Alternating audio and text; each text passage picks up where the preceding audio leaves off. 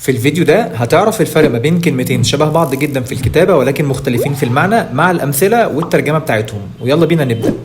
أول كلمة معايا كلمة currently أو currently معناها at the moment أو at the present time، يعني حاليا. والمثال بيقول I'm currently working on a project. I'm currently working in a project.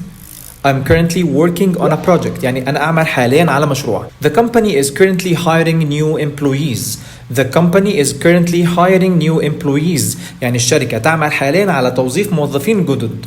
She is currently studying for her exams. She is currently studying for her exams، يعني هي بتحضر حاليا للامتحانات. يبقى currently معناها حاليا أو في الوقت الحالي. أما الكلمة التانية هي كلمة concurrently ودي adverb برضو بس معناها متزامن، يعني بيحصل في نفس الوقت.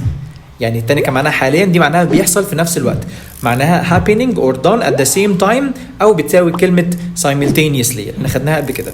والأمثلة بتقول the two projects are running concurrently. The two projects are running concurrently. The two projects are running concurrently.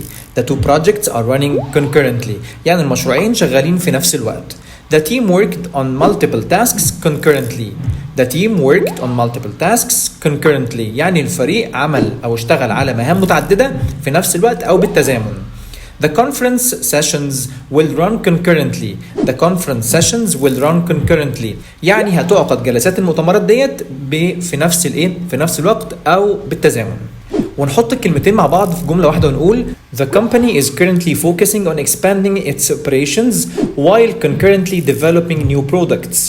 The company is currently focusing on expanding its operations while concurrently developing new products، يعني الشركة دلوقتي مركزة حاليا على توسيع عملياتها وفي الوقت نفسه أو بالتزامن تقوم بتطوير منتجات جديدة. وبكده يكون خلصنا الفيديو. وطبعا ما تنساش تحط الكلمتين دول في جمل من عندك او حتى تعمل كوبي للجمل اللي انا قلتها في الفيديو علشان اتاكد ان انت فهمت الفرق ما بين الكلمتين. ولو عايز اي فرق ما بين كلمتين تاني اكتب لي تحت في الكومنتس وانا ان شاء الله هعمله. وما تنساش طبعا تعمل لايك وكومنت وشير على الفيديو علشان الكلام ده بيوصلنا لاكبر عدد من المتابعين وبيدعمنا. وان شاء الله اشوفكم في فيديو جديد. السلام عليكم ورحمه الله وبركاته.